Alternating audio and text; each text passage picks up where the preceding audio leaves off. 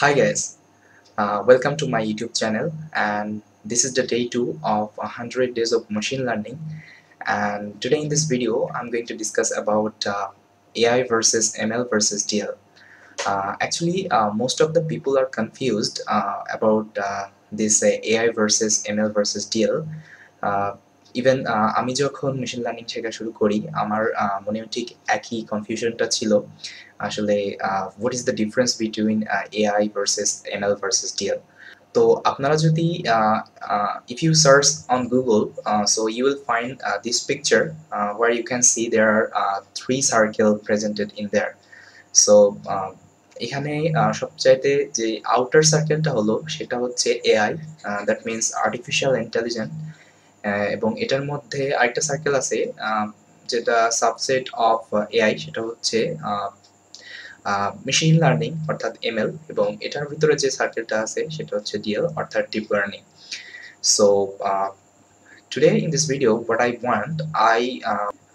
want to give you the intuition, the difference between of these three things, right?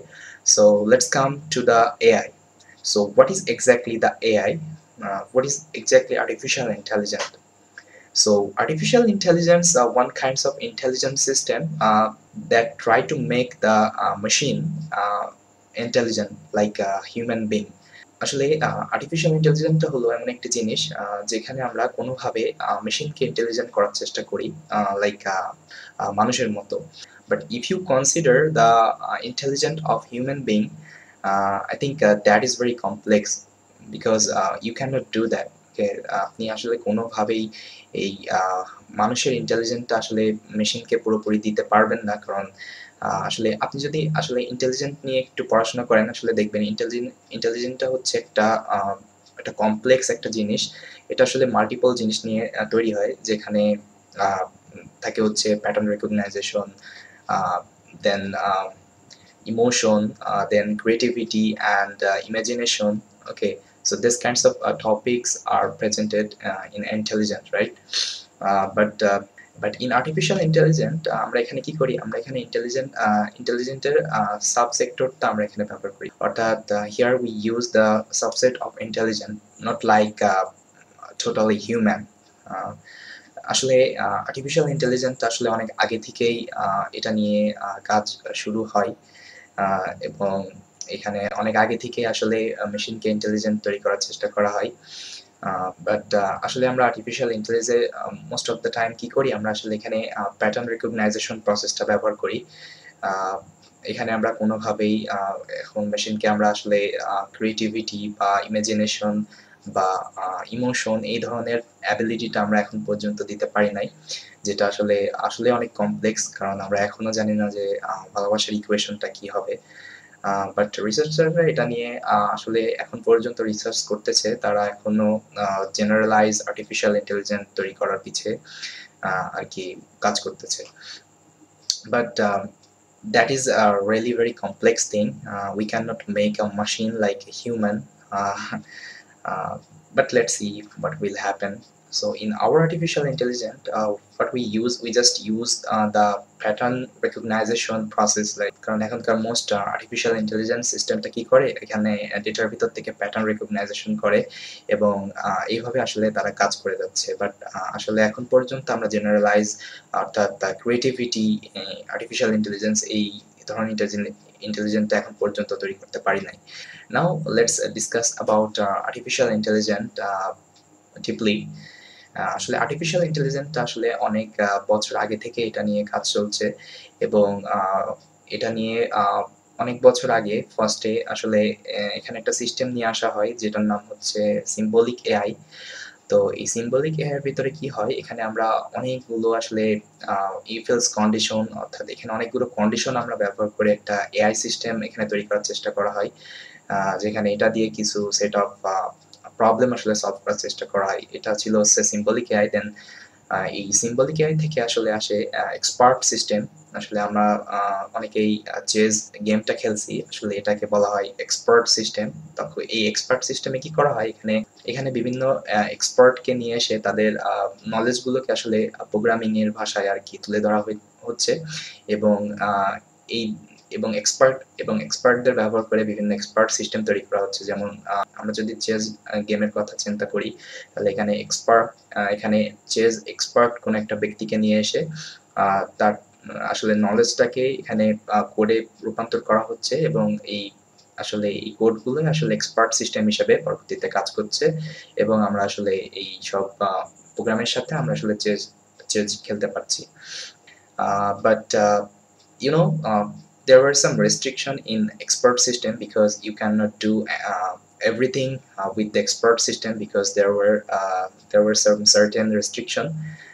কারণ এখানে expert সিস্টেমগুলো কিছু সীমাবদ্ধের ভিতরে কাজ করতে পারতো, যেমন চেস খেলা, লাং ডিটেকশন, এই ধরনের জিনিসগুলাই তারা আসলে করতে পারতো। বাট এখানে আপনি যদি কোনো একটা ফাজি প্রবলেম এঁকে দেন, তাহলে এটা কোনোভাবেই সলভ করতে পারবে না। ইন এক্সপার্ট সিস্টেম আপনি যদি মনে করেন এখানে আমি ডগ ক্লাসিফায়ার তৈরি করব, আসলে it would be able to identify a dog from a picture. Okay, so that would be really very tough, and that would be really very complex. You cannot ever do that by using expert system, right?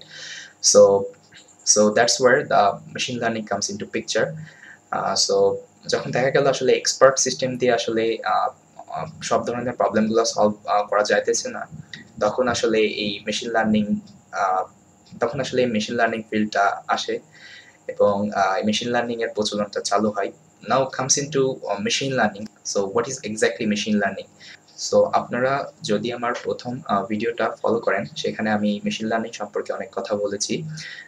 So আমি যদি একটু shortly বলি, আসলে machine লার্নিংটা হচ্ছে, machine learning is a field of computer science that gives the computer the ability to learn from data without being explicitly programmed. অর্থাৎ এখানে আমরা machine learning আমরা কি করি, আমরা এখানে কিছু ডেটা আমরা আসলে আমাদের মেশিনকে দিই, অর্থাৎ এখানে কিছু ডেটা আমাদের মেশিনকে দিই, এবং আমরা মেশিনকে বলি তুমি এই ডেটা থেকে কিছু প্যাটার্ন খুঁজে বের করো, এবং পরবর্তীতে এইসব প্যাটার্নগুলোকে কাজে লাগিয়ে তুমি প্রেডিকশন করো বা ভবিষ্যতে কোনো একটা কিছু অ্যানালাইসিস করো। তো এটাই হচ্ছে মূলত মেশিন লার্নিং। সো আমরা মেশিন লার্নিং দিয়ে আসলে এখানে কি করি, আমরা আসলে মেশিন লার্নিং এ আমরা লটস অফ ডেটা কালেক্ট করি, এবং এই ডেটা দিয়ে আমরা আসলে আমাদের মেশিন লার্নিং বিভিন্ন ম্যাথমেটিক্যাল যে অ্যালগরিদমগুলো আছে এইগুলো ব্যবহার করে আমরা আসলে আমাদের ডেটার উপরে ট্রেন করি। অর্থাৎ আসলে আমরা ইন মেশিন লার্নিং আমরা এখানে কি করি, আমরা এখানে স্ট্যাটিস্টিক্যাল টুলস ব্যবহার করে আসলে কাজ করি। বাট এখন আপনি যদি মনে করেন আমরা মেশিন লার্নিং এ আমরা পুরোপুরি স্ট্যাটিস্টিক্স ব্যবহার করি, আসলে এটা ভুল কথা। বাট আমরা এখানে স্ট্যাটিস্টিক্স ব্যবহার করি, বাট আসলে পুরো স্ট্যাটিস্টিক্স আমরা এখানে ব্যবহার করি না। এখানে আসলে কিছু mathematical term, mathematical strategy follow করা হয়, এবং অবশ্যই আমরা এখানে স্ট্যাটিস্টিক্যাল কিছু টার্ম ব্যবহার করি। এই ধরনের স্ট্যাটিস্টিক্যাল টার্ম, এই ধরনের ম্যাথমেটিক্যাল ইকুয়েশন ব্যবহার করে আমরা বিভিন্ন ডাটার উপরে আমরা কি করি, এখানে আমরা ট্রেন করাই আমরা যখন কোনো একটা ডাটার উপরে আমরা আমাদের মডেলটা চালাই, তখন তাকে ট্রেনিং বলা হয়। আমরা মোস্ট অফ দ্য টাইমে বলি আমরা আসলে মডেল ট্রেন করতেছি। আসলে মডেল ট্রেনটা কি, আমরা যখন আমাদের ডাটাটা মডেলকে দিই, এবং মডেল যখন তার উপরে কোনো একটা প্যাটার্ন খোঁজার চেষ্টা করে, তখন তাকে হচ্ছে ট্রেনিং বলে। এবং আমি সামনের ক্লাসে একটা গ্রাফ দেখিয়েছিলাম, যেখানে আমরা আসলে কি করতাম, আমরা ট্র্যাডিশনাল প্রোগ্রামিং এ আমরা এখানে আসলে কিছু ইনপুট ডেটা এবং এখানে কিছু রুলস আমরা হচ্ছে আমাদের কম্পিউটারকে দিতাম, এবং কম্পিউটার কি করতো, কম্পিউটারে আমরা একটা সেই রুলসের উপর বেস্ট করে আমাদের একটা আউটপুট দিত। বাট ইন মেশিন লার্নিং এখানে আমরা কি করি, আমরা এখানে ইনপুট ডাটা এবং ইনপুট ডাটার যে ফিচারের যে আউটপুটটা আমরা সেটা প্রোভাইড করি আমাদের মেশিনকে, এবং আমাদের মেশিন হচ্ছে আমাদের একটা প্রোগ্রাম জেনারেট করা। অর্থাৎ এখানে আমাদের মেশিন আমাদের একটা রুলস জেনারেট করে আমাদের কাছে দেয়, এবং সেটা আমরা পরবর্তীতে ব্যবহার করে আমরা বিভিন্ন ধরনের প্রেডিকশন আমরা করতে পারি। তো that was the difference between AI and ML. So now let's discuss about what is DL, or that means what is deep learning. বলতে গেলে ডিপ লার্নিংটাও মেশিন লার্নিং, অর্থাৎ এটাও মেশিন লার্নিংই, বাট এখানকার অ্যালগোরিদমগুলো একটু ডিফারেন্ট। আসলে অনেকে আবার বলে যে ডিপ লার্নিংটা মেশিন লার্নিং থেকে আলাদা, আসলে সেটা আসলে কিছু না। এখানে ডিপ লার্নিংটাও হচ্ছে machine learning, but But in deep learning, there are certain algorithms, they are different from the machine learning algorithm. Okay, but in deep learning the process would be same. Like আমরা machine learning এ যে প্রসেসটা follow করি, similarly আমরা deep learning এও সেই একই প্রসেসটাই follow করি, but এখানকার অ্যালগোরিদমগুলো একটু ডিফারেন্ট। তো এখানে প্রশ্ন হইতেছে যে এখানে তো মেশিন লার্নিং সব ঠিকঠাক করতেই ছিল, তো ডিপ লার্নিং কেন নিয়ে আসা দরকার এবং ডিপ লার্নিং কেন ব্যবহার করা দরকার? তো টু বি অনেস্ট গাইজ, এখানে আপনি মেশিন লার্নিং দিয়ে আসলে সব ধরনের প্রবলেমগুলো সলভ করতে পারবেন না। there are certain problem for that you have to use the deep learning, কারণ মেশিন লার্নিং এ আমরা কি করি, মেশিন লার্নিং এ আমরা আমরা এখানে কি আমরা কিছু কিছু ইনপুট ফিচার আমরা এখানে আমাদের মেশিনকে দিতে হয়। অর্থাৎ আপনি মনে করুন একটা হাউস প্রাইস প্রেডিকশন করবেন, আমরা হাউসের কিছু ইনপুট ফিচার, অর্থাৎ মনে করুন হাউসের এরিয়া কত, তারপরে হচ্ছে হাউসটা আসলে কয়টা বাথরুম আছে, কয়টা রুম আছে, এই ধরনের কিছু ফিচার আমাদের কালেক্ট করা লাগে এবং তার সাথে সাথে আমাদের আউটপুট ফিচারটাও আমাদের প্রোভাইড করতে হয়। আসলে যদি এরিয়া এত হয় তাহলে প্রাইস এত হবে, অর্থাৎ আমাদের এখানে প্রশ্নের সাথে আমাদের উত্তরটাও হচ্ছে আমাদের মেশিনকে প্রোভাইড করতে হয়। দেন আমাদের মেশিন একটা সার্টেন রুলস কাজে লাগিয়ে এখান থেকে একটা প্যাটার্ন আর কি রিট্রিভ করে দেন এটা ভবিষ্যতে প্রেডিকশন করে। But in deep learning you don't have to collect the feature, you don't have to collect the input feature. এখানে অটোমেটিকলি ডিপ লার্নিং কি করে, এখানে অটোমেটিকলি সে নিজে ফিচারটা তৈরি করে এবং নিজে ফিচারটা ক্রিয়েট করতে পারে। তো এটা একটা কনভিনিয়েন্স ইন ডিপ লার্নিং। কারণ ফর অ্যান এক্সাম্পল আমি যদি বলি, সাপোজ মনে করুন আপনি একটা ডগ ক্লাসিফায়ার তৈরি করবেন। তো আপনি যদি এটা মেশিন লার্নিং দিয়ে করতে চান, আপনাকে কি করতে হবে, এখানে প্রত্যেকটা ডগের জন্য ইনপুট ফিচার আপনাকে কালেক্ট করতে হবে। যেমন ডগের লেজটা বড় হলে বা বাঁকা হলে এটা ডগ। দেন আপনি যদি কোনো একটা অন্য প্রাণীর সাথে কম্পেয়ার করতে যান, যেমন হচ্ছে বেড়াল, তো এখানে বেড়ালের মুচ থাকলে এটা হচ্ছে বেড়াল, এবং কোনোটা যদি কান বড় থাকে এটা ডগ।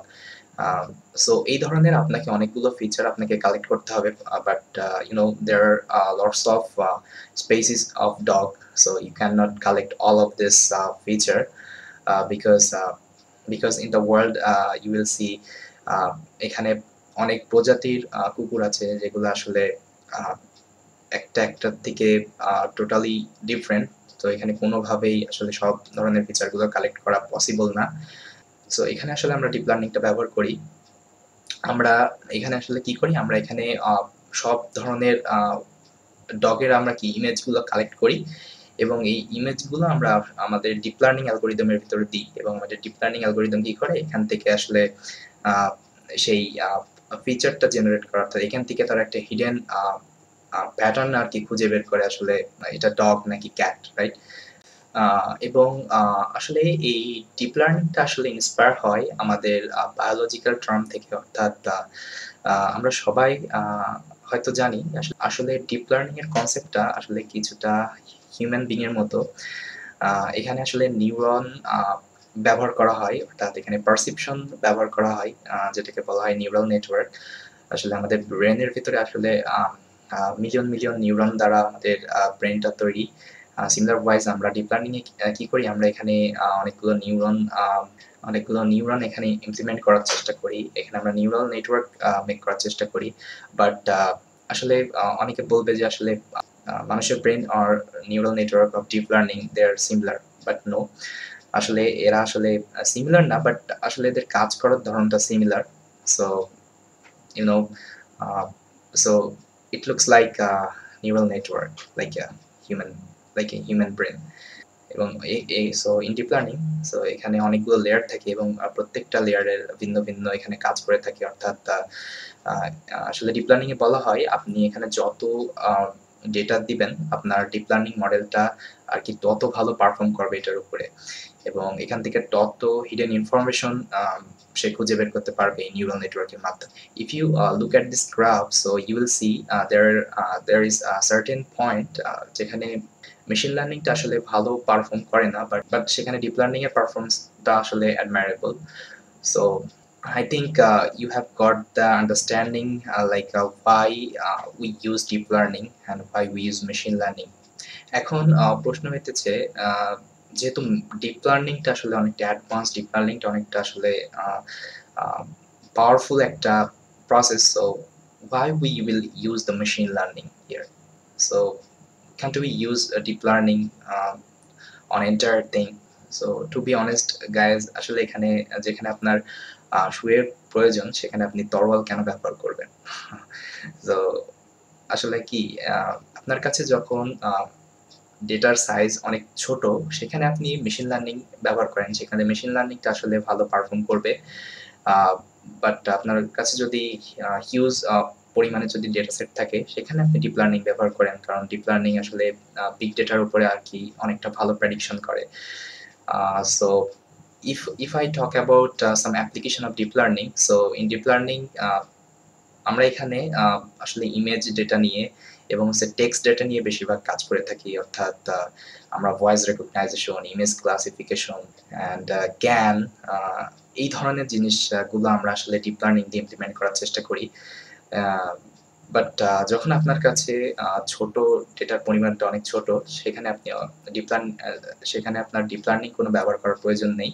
আপনি সেখানে মেশিন লার্নিং দিয়ে সেটা ভালো সলভ করতে পারেন, এবং মেশিন লার্নিং দিয়েই আপনি ডিপ লার্নিং এর চেয়ে অনেকটা ভালো পারফরমেন্স পেতে পারেন সেখানে। বাট আপনার কাছে যখন ডেটার সেটটা অনেক হিউজ, সেখানে আপনি ডিপ লার্নিং ব্যবহার করেন।